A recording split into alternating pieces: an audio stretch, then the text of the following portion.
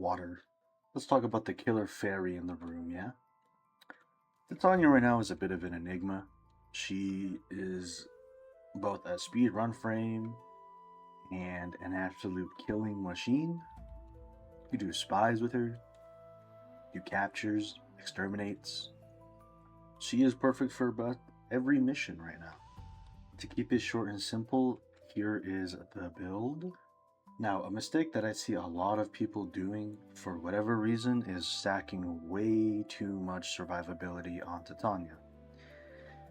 She doesn't need that. I get that you might have a fear of just straight up dying or getting shot out of your fourth, but the fact of it is she actually is so tiny in gameplay that the enemies find it hard to hit you. The only way that they could realistically ever take you out the air is if you're right in front of their face, say melee range, or you aggro them and you just stand still wherever you are. So opting out for survivability, I would say it's more important to actually focus on strength. Now you might see efficiency being 50% and being like, oh no, that's really low. But on my build, I'm using Equilibrium and Prime Flow with Talforge's Yellow Shard. So energy isn't an issue, but also, for those that don't know, there is an odd equation when it comes to channel abilities due to things like in-game tick rate, where if you have high duration, it actually accounts towards your efficiency as well. I'm not going to get into the whole details of that, just know higher duration can still equal higher efficiency. Prime sure-footed again because it's just like, it's a very much quality of life, and with Razorwing Blitz you will be flying very fast, and if you don't want to hit walls 24/7 and be stumbled, or hit an enemy and be stumbled and you can't kill them but they can kill you, then Prime sure-footed is very nice. But again, it's a quality of life. If you don't have Prime sure-footed and don't want to use it, Power Drift works, or even say Cunning Drift or Coaction. You can pick any subsume you would like to get rid of her third ability. Personally, I think it's shit, but the gameplay loop is, in terms of survivability, her first, if you hold down the ability, you can also go invert it if you would like, makes you immune to status effects. Her second also adds to your survivability, as well as damage.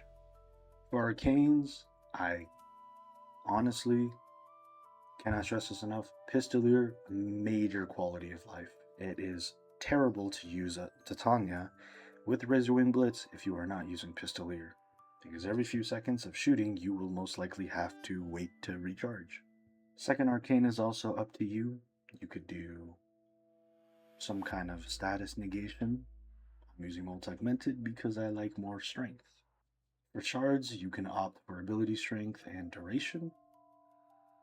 Cast speed if you would like. I just like having energy. And the real star of the show is her Dex Pixia Primes. These things are insane. Now, you may notice I have 10% crit chance, but using secondary Enerve, you can stack up to red crits quite easily, doing crazy damage, as you can see in the intro. And it may look a bit gimmicky in the description, but in actual gameplay it does function quite well. Magnetic for the Exilus Blast, because Blast is actually really good now. And that is literally pretty much it. Again, the only issue that I have ever seen with these Titania builds is people are scared to stack strength and they rather survivability. What's the point of surviving if you're not killing?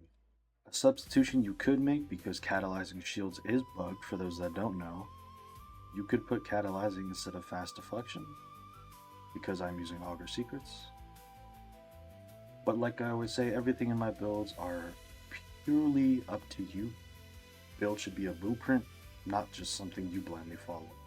It is your game, it's a free game, and no one can ever fully tell you what to do.